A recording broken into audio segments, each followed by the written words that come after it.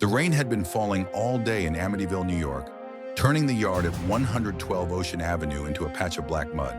A lone street lamp flickered against the wind, casting weak yellow light over the tall Dutch colonial home with its strange quarter-moon windows. Inside, the house was silent, too silent for a place where 6 people lived. It was the night of November 13, 1974, when Ronald "Butch" DeFeo Jr. picked up his .5 caliber Marlin rifle and walked through the rooms where his family slept. First, his parents, Ronald Sr. and Louise, were gunned down in their bed. They never woke to see him raise the barrel. Then, without a word, he moved to the next rooms. His 2 younger brothers, Mark and John, both asleep, never knowing. Last were his sisters, Allison and Dawn. Each was shot execution style. In less than 20 minutes, the DeFeo family was gone. Neighbors would later say they heard nothing. Not a scream, not a shot. Even though the rifle was deafening, that detail would always remain unexplained. The next day, Butch claimed to police that a mob hitman had killed his family. By the end of the interrogation, he broke down and confessed, "Once I started, I just couldn't stop. It went so fast." The house sat empty for just over a year. Then the Lutz family moved in. George and Kathy Lutz bought the place for a shockingly low price, $80,000, and were told about the murders only after signing the papers. They decided to go ahead, thinking they could live with the history. They moved in December 1975, just before Christmas, with their 3 kids and a dog named Harry. From the very first day, the house seemed wrong. A heavy, sour smell clung to the air in certain rooms, no matter how much Kathy scrubbed. The temperature dropped suddenly in random spots, as if an invisible door to winter had been thrown open. The front door would slam at night, even when locked. George began waking up at 3:15 a.m. every night, the time of the murders, and feeling compelled to walk through the house. Sometimes he swore he could hear faint gunshots echoing in the walls. One morning, Kathy found a hidden room in the basement, a tiny windowless space behind a bookshelf, its walls painted entirely blood red. The dog refused to go near it, growling with its hair standing on end. The Lutzes would later learn that this red room had never appeared on any official blueprints of the house. The activity escalated. Black slime oozed from keyholes and walls. Clouds of flies would appear in the winter, covering windows despite the freezing cold. Crucifixes in the house were found upside down. Cold spots moved from room to room like something unseen was pacing. Kathy began to change. She dreamt vividly of the murders. In each dream, she was one of the DeFeo children, watching Butch raise the rifle. She would wake with scratches across her body. George became irritable, paranoid, obsessed with chopping wood to keep the fire going, even when the house was already sweltering. Friends who visited said the couple looked older, almost drained. The children spoke of a pig-like creature named Jody that stood outside their windows at night, glowing red eyes staring in. Kathy once saw it herself, a massive shadow with eyes like embers in the darkness. One night, George heard the dog barking violently in the backyard. He ran out to find Harry's chain twisted tightly around his neck, the animal choking. He freed the dog just in time. By the 28th day, the house felt unlivable. On their last night, the Lutzes claimed that doors were ripped from hinges, foul smells flooded the air, and something, they could not say what, chased them from room to room. Kathy later said she saw her children levitating above their beds. George swore he felt hands grab at him from the dark. They fled in the middle of the night, leaving all possessions behind. They never went back. The aftermath. When investigators entered days later, they confirmed the slime, the flies, and the freezing cold spots, but could not explain them. Paranormal researchers Ed and Lorraine Warren visited the home, with Lorraine claiming she sensed a presence so evil it was unlike anything she had ever encountered. In one of the most famous photos taken inside, a small boy with glowing eyes peers from a doorway, despite the fact no children were present that day. Skeptics say the Lutzes fabricated the story for money. Others insist the family was telling the truth, and that the evil in the Amityville house began long before the DeFeo murders. To this day, the house still stands, though its address has been changed to keep tourists away. People who have lived there since report nothing unusual, or at least that's what they say publicly. If you ever find yourself in Amityville, walking down Ocean Avenue, you might see it. A tall Dutch colonial with quarter-moon windows staring out like watchful eyes. For more than a year after the murders, the house on Ocean Avenue sat empty. The snow buried its steps in winter, and in summer the grass grew long and wild. Locals walked on the other side of the street when they passed it. Some swore they saw lights flickering in the windows at night, even though the electricity had been shut off. In December 1975, George and Kathy Lutz bought the house for a fraction of its worth, $80,000 for 3 stories, a boathouse, and a swimming pool. It was a bargain they couldn't resist, even after the realtor hesitated and said almost apologetically, "You do know what happened here, don't you?" They moved in just before Christmas, bringing their 3 children and a dog named Harry. At first, everything seemed fine. The rooms were large, the view from the river was beautiful, and the smell of fresh paint still hung in the air. But within hours, small things began to happen. Things they brushed off as quirks of an old home. The front door would slam itself in the middle of the night. Drafts of freezing air crept into rooms without any open windows. And there was a heavy, almost metallic smell in the air, strongest in certain corners, like the scent of old coins rubbed between damp hands. On their 3rd night, George woke suddenly at 3:15 a.m. He didn't know why, only that his eyes opened sharply and he felt summoned. The house was silent, the kind of silence that makes you strain your ears to hear anything. He walked the halls barefoot, checking the kids' rooms. They were all asleep, faces turned toward the wall, breathing slow. Still, the quiet felt wrong, as though something was listening. When George reached the living room, he noticed it was cold enough to see his breath. He checked the thermostat. It read 70 degrees. That night, and every night after, he woke at the same exact time. Kathy began to have nightmares, vivid, brutal dreams of a man standing over her with a rifle. She could see the faces of the people he killed, feel their panic, hear the muffled shots. Each morning she woke shaking, her heart racing, and sometimes with small scratches on her arms as though something had raked its nails across her in her sleep. One afternoon, while exploring the basement, George moved a bookshelf and found a small door hidden in the wall. It opened to reveal a cramped, windowless space no bigger than a closet. The walls inside were painted a deep, unnatural red, as if soaked in something thick. The dog growled when George tried to step inside, then yanked hard at its chain until it choked itself trying to get away. Soon after, the children began talking about a visitor named Jody. She was, they said, a large pig with glowing red eyes who came to their window at night. Kathy dismissed it as imagination, until one evening she glanced out the second-story window and swore she saw 2 red orbs staring back from the dark yard below. When she looked again, they were gone. The strangeness escalated. Clouds of flies appeared in the middle of winter, covering the upstairs sewing room window, buzzing so loudly it drowned out conversation. Crucifixes on the walls were found turned upside down. Black slime oozed from keyholes and dripped down the stair banister. George grew restless, almost unrecognizable. He stopped shaving, stopped going to work, and spent hours chopping firewood, insisting the house had to stay warm. Kathy thought he looked older, his face gaunt and shadowed. His temper flared over small things, and sometimes she caught him staring at the children with an expression she didn't understand, one that frightened her. The last night came suddenly. A storm rolled in, wind screaming through the trees, rain hitting the windows like thrown gravel. George woke at 3:15 again, but this time Kathy was already sitting up, eyes wide. She whispered that she had seen the children floating above their beds, their bodies rising slowly into the air. George ran to them, but when he tried to pull them down, something invisible resisted, as though dozens of cold hands were pushing against him.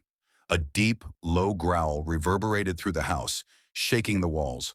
The smell of rot filled the air. Doors slammed in rapid succession, one after another, until the sound was deafening. They didn't take time to gather clothes or valuables. They fled into the freezing rain, barefoot and shivering, the dog barking wildly behind them. They didn't stop running until they reached a friend's house miles away. The Lutz family never returned. Their furniture and belongings were left behind, still in place as though they'd only stepped out for a moment. When investigators entered the house days later, they confirmed the flies, the strange cold spots, and the overpowering smell. They also captured one of the most famous photographs in paranormal history. In the background of a hallway, a small boy with glowing eyes peered from behind a doorframe, though no children were present that day. The Lutzes insisted every word of their story was true. Skeptics claimed it was a hoax for profit, but those who have stepped inside the Amityville house and felt its oppressive air know that, truth or not, something lingers there. Today, the house still stands, though its address has been changed to discourage curiosity seekers.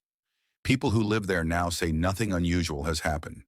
But if you pass by late at night, you might see a light in one of the quarter-moon windows, and if you're unlucky enough to glance at a clock and see 3:15 a.m., you might wonder whether someone, or something, is watching you back. The Lutz family never went back to 112 Ocean Avenue. They moved in with Kathy's mother for a time, refusing to speak much about that final night except in fragments.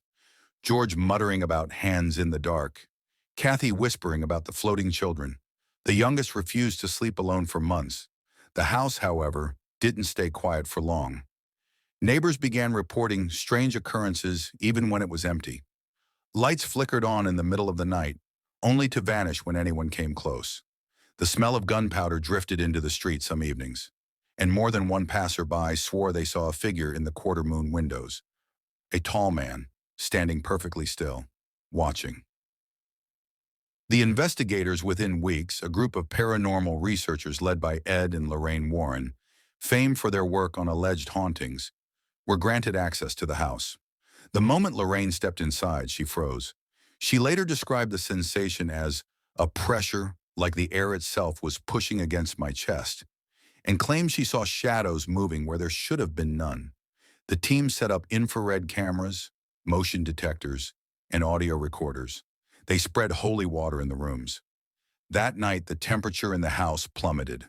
A recorder picked up low, guttural sounds, too deep for human vocal cords. One camera, positioned in the upstairs hallway, captured a fleeting image. A boy peeking out from behind a door, his eyes glowing white in the infrared. There had been no children present. The house changes hands. In the years that followed, the property changed owners several times.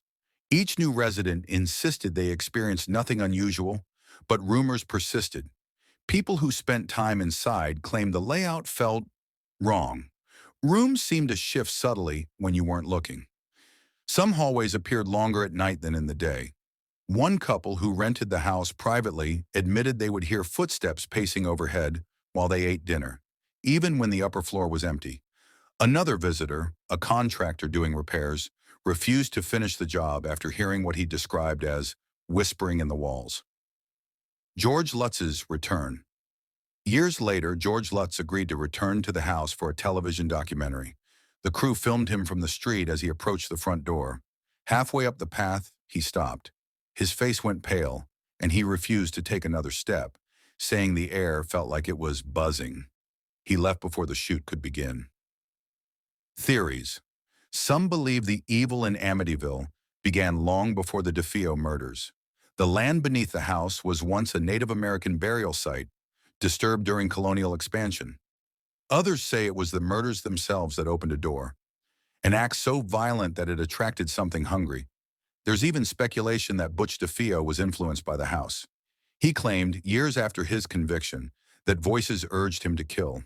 At times, he recanted, calling it all a lie. Other times, he insisted the voices were real. A modern encounter. One of the most chilling accounts comes from a delivery driver in the early 2000s. He arrived late in the evening with a package for the new owners. When he rang the bell, no one answered. But as he turned to leave, he glanced up and saw a girl in the upstairs window, staring down at him. She didn't blink. He waved. She didn't move. Later, when the owners were contacted, they swore no one had been home at that hour. What the house keeps. Even if the current owners live without incident, the house holds something in its bones. The quarter-moon windows still watch the street. like half-lidded eyes keeping their secrets. The basement door still hides the small red-painted room, its color faded but still unsettling. And sometimes, late at night, the street lamp out front flickers in the wind. The mud in the yard glistens darkly, as if wet from rain that hasn't fallen in days. And if you stand there long enough, you might notice that the silence is too deep. The kind of silence that feels alive. Some say if you linger, you'll hear it. A faint drip from nowhere, a breath that isn't yours, or the sharp metallic click of a rifle being cocked somewhere in the dark. Many of the people who've been inside say the house feels like it's waiting.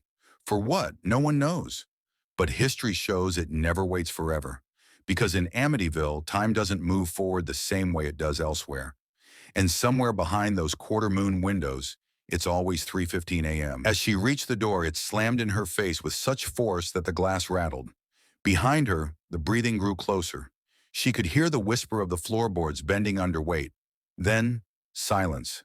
She opened the door and stumbled into the storm, snow stinging her face, running until the house was just a shadow behind her. Aftermath.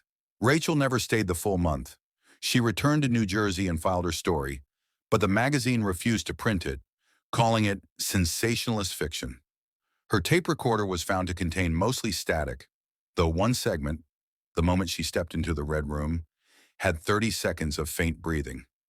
A year later, Rachel disappeared while on assignment in rural Pennsylvania. Her car was found abandoned, the driver's door open. On the passenger seat was the same battered leather folder she'd kept since childhood, full of clippings about the Amityville house. The last page was a handwritten note. It's still there. It's always there. Today, the current owners insist the place is normal. Tourists still drive by, some swearing they see movement in the quarter-moon windows. And sometimes, if you're walking that street late at night, you'll notice the street lamp outside begin to flicker. The wind will die down, leaving only the sound of your own footsteps. Until you realize there's another set of steps, pacing yours coming from just behind the gate. And if you turn to look, the yard will be empty, but the upstairs window will be lit and something will be standing there, watching. For nearly a decade after Rachel Kane's disappearance, the Amityville house remained quiet. The current owners kept to themselves, avoided interviews, and seemed determined to treat the place as just another home. That illusion broke in the fall of 2013 when a young couple, Mark and Elena Davies, purchased the property. They were in their late 20s, newly married, and thought the house's dark history would be fun to tell guests at dinner parties. The first month was uneventful. The rooms stayed warm, the river view was perfect, and the faint hum of traffic from the main road was oddly soothing at night. But in early November, Elena began waking at 3:15 a.m. At first, she thought it was stress from the move. She'd open her eyes, stare at the ceiling, and listen to the stillness. Then she started hearing it, faint dripping, like water from a tap that hadn't been closed. She told Mark, but he brushed it off. "Old pipes," he said. The basement. A week later, Mark went into the basement to find storage space. The air down there was thick, the kind that clings to the back of your throat. He set down a box and noticed something strange, a narrow gap behind a shelf. When he moved it aside, he found a small faded door. Inside was a cramped, red-painted room. The walls looked darker near the floor, as if they'd soaked up something that no amount of time could erase. Mark stood in the doorway longer than he meant to. The longer he looked, the warmer the air seemed to get, almost humid, like a breath in his ear. Then, very faintly, he thought he heard something inside the wall. Not scratching, not creaking, whispering. He stepped back, shut the door, and pushed the shelf back into place. The pig returns. The first snow of the season fell in late November. Elna was in the upstairs bedroom, folding laundry, when movement caught her eye outside. At the edge of the yard, near the frozen garden beds, stood something wrong. The shape was low but wide, with hunched shoulders and a long, bristled head. Two bright red points glowed where eyes should be. Elena froze. The thing didn't move, didn't even sway in the wind. It just stared. She blinked and it was gone. That night, she dreamed she was standing in the same spot outside, barefoot in the snow. The pig-shaped shadow was closer now, breathing slow, loud enough to rattle her chest. She woke with her lips blue and her feet numb, though she was still in bed. The dripping grows louder. The dripping Elena heard at night became louder each week until it sounded like a leak inside the walls. Mark tried to find the source but could never locate it. The sound moved, sometimes upstairs, sometimes in the basement, sometimes just outside their bedroom door. One night it changed. Instead of water, it sounded like heavy drops of something thicker hitting the floor. When Elena turned on the light, there was nothing there. Mark's change. By December, Mark had stopped sleeping well. He began pacing the house at night, checking each lock, peering out each window. He started chopping wood for the fireplace, obsessively, even when they didn't need a fire. He grew irritable, snapping at Elena over small things. His eyes seemed darker, his face drawn.